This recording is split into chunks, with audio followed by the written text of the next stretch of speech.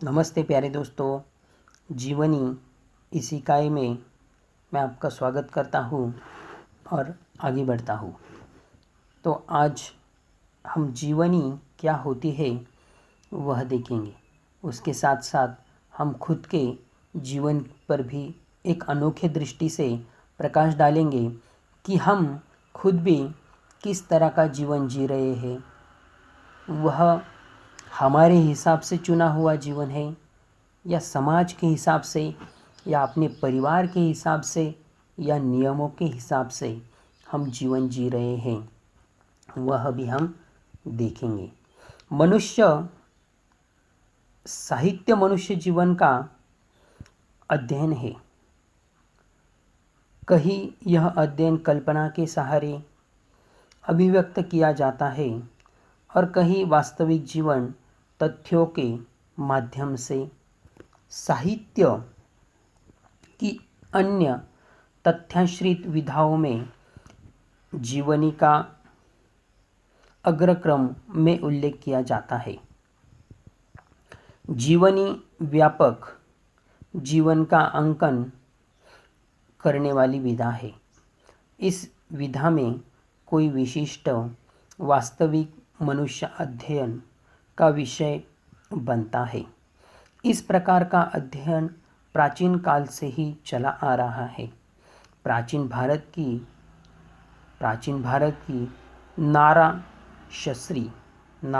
शस्त्री नामक अणुविद्या जीवनी साहित्य का ही पुराना अविकसित रूप है।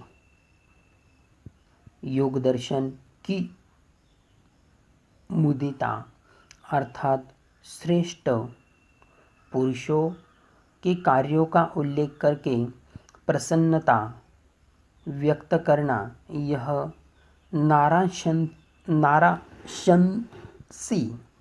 नाराशंसी का ही एक प्रकार है। श्रेष्ठ पुरुषों के आचरण का आदर्श सामान्य लोगों के सामने रखने के लिए धर्मसरिता में महापुरुषों के जीवनियों की ओर ध्यान दिया गया था। जीवनीकार किसी व्यक्ति विशेष के जीवन की घटनाओं का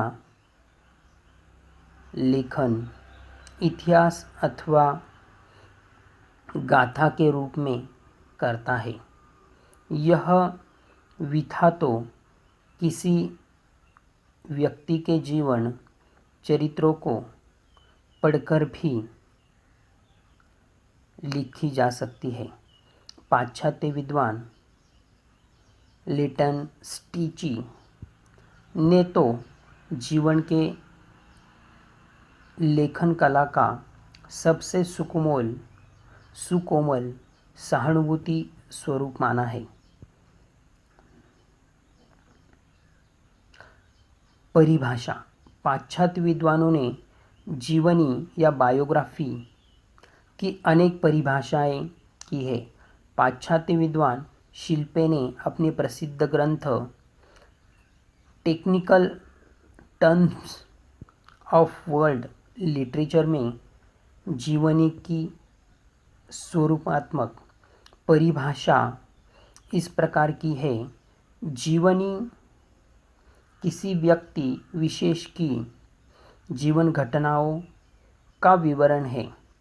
अपने आदर्श रूप में वह प्रयत्नपूर्वक लिखा गया इतिहास है, जिसमें व्यक्ति विशेष के संपूर्ण जीवन या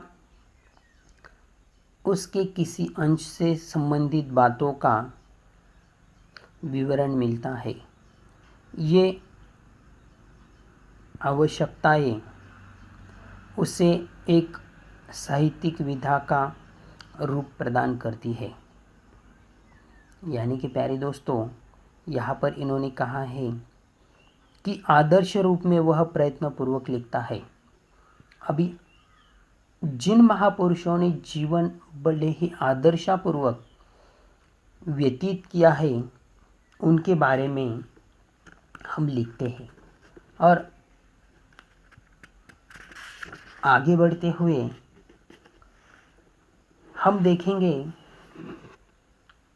कि जीवनी के तत्व।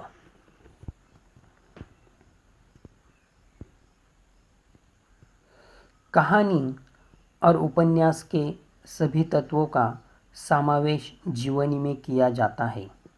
कहानी और उपन्यास के सभी तत्वों का देखना प्यारे दोस्तों, अगर सवाल पूछा जाए जीवनी के तत्व कहाँ कहाँ पर समाविष्ट किए जाते हैं, तो कहानी और उपन्यास में भी समाविष्ट किए जाते हैं। कथोपकथन का अभाव होने के कारण प्राय इस तत्व को जीवनी से अलग कर दिया गया है। जीवनी के परंपरागत रूप से निम्न तत्व बताए जाते हैं। पहला, कथा वस्तु, चरित्र चित्रण, देश काल, उद्देश्य एवं शैली। कथा वस्तु किसी आदर्श या श्रेष्ठ व्यक्तित्व वाले पुरुषों की जीवन गाथा ही जीवन की कथा वस्तु होती है।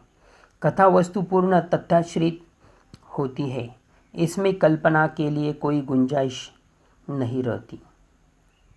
जीवनी लेखक सत्य और प्रभावशाली घटनाओं को एकत्रित करके जीवनी का कथासूत्र बांधता है।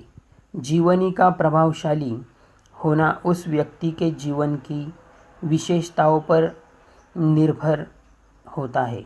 लेखक किसी की या स्वयं अपनी जीवनी गाथा लिखते समय कुछ प्रमुख घटनाएं लिखे और कुछ घटनाओं को छोड़े, ऐसा नहीं होता, परंतु जीवन चरित्र को प्रभावित रूप से रखने हेतु क्रमबद्ध एवं सजीव कथा वस्तु की योजना की जाती है।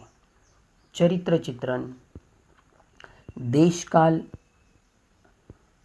उद्देश्य एवं शैली। तो प्यारे दोस्तों, इस तरह से जीवनी यह इकाई यहाँ पर समाप्त होती है। अगली हम देखेंगे रिपोर्टाज।